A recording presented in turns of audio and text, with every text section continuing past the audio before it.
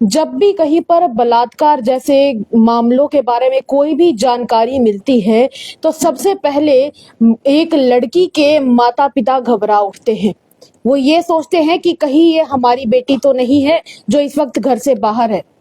वो सोचते हैं कि ऐसा कहीं कोई दिन ना आ जाए जब कहीं पर हमारी बेटी के साथ इस तरह की कोई सिचुएशन हो।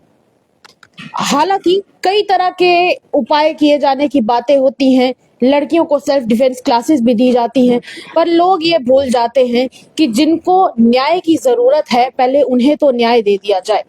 नमस्कार, आप लोगों का स्वागत है द अर्थ न्यूज में और मैं हूं साक्षी साहनी। मेरे साथ इस वक्त श्याम बसंत जी मौजूद हैं और इन्होंने आज एक बहुत बड़ा सवाल उठाया है।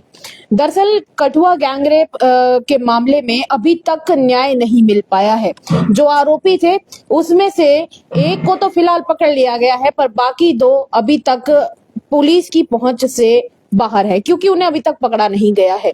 तो दरअसल न्याय मिलेगा तो मिलेगा कब? एडमिनिस्ट्रेशन आखिर है कहाँ? इस तरह के कई सवाल आज इन्होंने उठाए हैं, बातचीत करेंगे। श्यामलाल जी, ऐसा क्यों होता है कि जब भी इस तरह घटनाएं होती हैं तो माँ बाप घबरा जाते हैं, उनको लगता है कि कहीं अब इस तरह की घटना हमारी बच्चियों के साथ ना हो? क्यों? क्योंकि न्याय मिलने में इतना समय हो जाता है। देखो, मैं वेलकम होगा।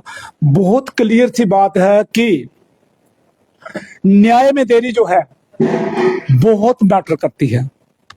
जो जिनके साथ अन्याय होता है वो या तो उसे भूल गए होते हैं, इतना लंबा अरसा लग जाता है। तो आज मैं कहूंगा कि हमारी बच्चियां नहीं, मैं जात पात के ऊपर उठ के बात कर रहा हूं, मैं पार्टी पॉलिटिक्स के ऊपर उठ के बात कर रहा हूं कि ऐसे मामलों में हर एक को, जैसे निर्भया के मामले पूरा देश एक हो गया था, इसी तरह आज हमें इस बात को सोचना होगा ये बेटी उनकी नहीं, कठुआ की बेटी नहीं, ये बेटी हमारी बेटी है। हमारी बेटी के साथ ऐसा होता तो हम क्या करते? एक गरीब समझकर अक्टूबर महीने में ऐसी वारदात होती है और बच्चे को उसकी वीडियो बनाई जाती है, उसे ब्लैकमेल किया जाता है। जब उसकी बड़ी बहन उनके घर जाती है, उन्हें भगाया जाता है, मारपीट की जाती है उनके साथ। तो मुझे बताओ कहां लॉ एंड ऑर्डर कहां है? 5 जनवरी को एफआईआर लगती है और आज तक आरोपी अरेस्ट ना हो, ये बड़ा सोचने का विषय है। अगर बात तो हैरानी की ये दिख रही है इस केस में कि अक्टूबर का मामला है और 5 जनवरी को जाकर एफआईआर लगती है। क्या लगता है कि क्या रीजंस रहे हैं जिसकी वजह से इतनी देरी हो गई एटलीस्ट एफआईआर दर्ज होने में? देखो, क्योंकि उन्होंने बच्ची को धमका के रखा, कैप्टिविटी में रखा, धमका के रखा। अगर आप घर वालों को बताओगे तो ये वीडियो हम वायरल कर देंगे। धमका के रखा। आखिरकार जाके जब उसने बच्ची ने घर में सुनाया तो घर वालों ने उसकी बहन को गए और एफआईआर दर्ज कराई। आज सोचने का विषय यह है कि इतनी देर हो गई, एफआईआर 5 तारीख की एफआईआर लाया और आज तक जो आरोपी है वो अरेस्ट नहीं हो पाए। सिर्फ एक आरोपी जो अरेस्ट हो पाया है, 2 अभी भी फरार है। ये बड़ा सोचने का विषय है।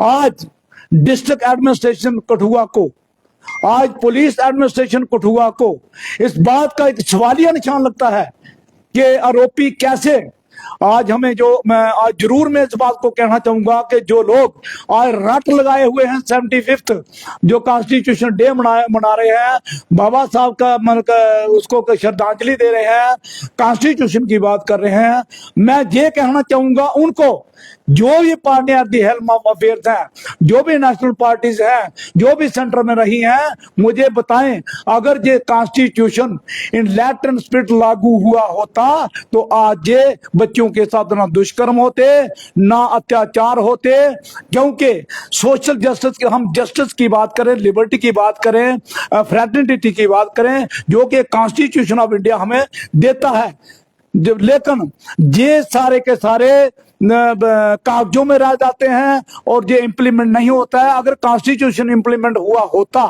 तो आज हमारी बच्चों के साथ दुष्कर्म न होता, आज हमारी औरतों के साथ दुष्कर्म न होता, आज हमारी औरतों को नंगा ना घुमाया जाता जैसे कि नागौर के अंदर हुआ था।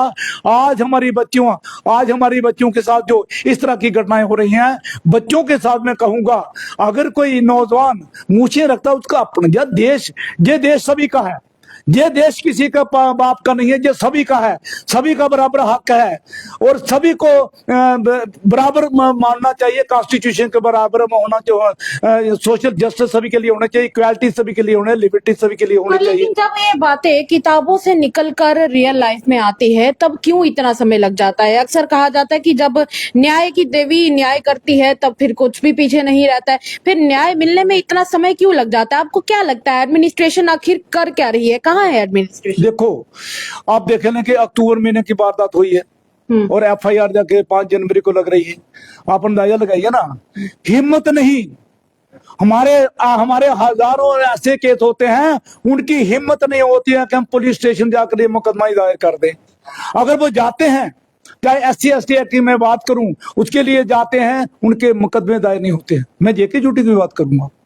मैं पिछले दिनों जो बच्ची के साथ दुष्कर्म हुआ था और उसे उसका बच्चा जो मतलब मार दिया गया, वार्षण करके, जबरदस्ती वार्षण करके मार दिया गया, मुझे बताओ वो आरोपी अरेस्ट हुआ है? नहीं हुआ है, नहीं हुआ है। तो फिर न्याय कहाँ रह जाता है? हम ये सोचते हैं कि न्याय की जो प्रणाली है हम उसमें डाउट नहीं करते हैं, लेकिन अभी फास्ट ट्रैक जो कोर्ट्स भी बनी है जल्दी, लेकिन 14 साल के बाद, 10 साल के बाद जब न्याय मिलता है तो वो लोग भी थोड़ा हो जाते हैं कि इतनी देर। अगर वो जैसे मतलब हम बाहर में दूसरे कंट्रीज की बात करें, बड़े स्ट्रिक्ट जो हैं, किसी की हिम्मत नहीं है इसी तरह के कोई रेप करे, किसी की हिम्मत नहीं है कि किसी बहू बेटी के साथ रात को 12-12 बजे तक वो बच्चियां घूम रही हैं। लेकिन आज कहीं ना कहीं हमारी बच्चियों के अंदर, आज हमारी कहीं ना कहीं हमारी बच्चियों के अंदर ये डर है, ये हमारी बच्चियों के अंदर है डर। मुझे बताइए ये कब मिलेगा इंसाफ इन बच्चियों को? कब मिलेगा? क्या न्याय मिलेगा? मैं ये इस बात का हम इंतजार, आज भी हम इंतजार कर रहे हैं कि ये जो हम, चाहे मैं पिछले जो हमारे जो उधर हुई थी वारदात हुई थी हमारी मार्ट ब्लॉक के अंदर हुई थी, आज भी हम इंतजार कर रहे हैं। श्यामलाल बसंत जी, एक सिंपल सी बात है, 14 साल की बच्ची, क्या ही जीवन देखा होगा उसने, और उसके साथ इस तरह का एक घिनौना कृत्य। आपको नहीं लगता कि कहीं ना कहीं उससे उसकी मासूमियत छीन ली किसी ने? बिल्कुल बिल्कुल, उसकी मासूमियत छीन ली। 14 साल की बच्ची क्या होती है, 9वीं क्लास में बच्ची पढ़ती है, वो एक वही फूल अभी खिला भी नहीं था, कली में ही उसकी मतलब हत्या। ये आप अंदाजा लगाइए। हमें आज पता क्या सोचा, आज सोचना होगा, अगर हमारी बच्ची के साथ ऐसा होता तो हमारे अंदर कितना खून खोलता, हमें कितना जोश आता, हम क्या करते, इस बात को सोचना होगा। ये बच्चियां सभी की बराबर हैं, ये जो बच्चियां हैं ये सभी की बराबर हैं।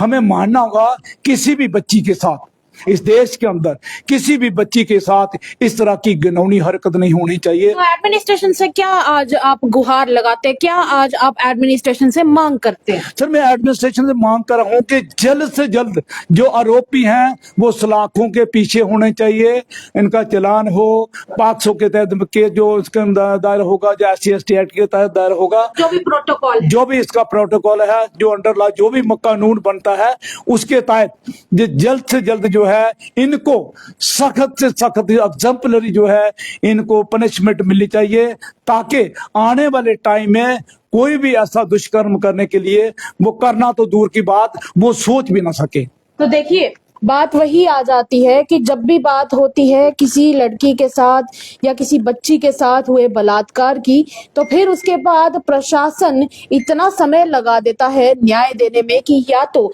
तब तक जिसको न्याय चाहिए होता है, या तो वो जिंदा नहीं बचती है, या तो फिर उसका परिवार ही बचा होता है सिर्फ उन सुनवाइयों को सुनने के लिए। वो कहते हैं ना कि justice delayed is justice denied.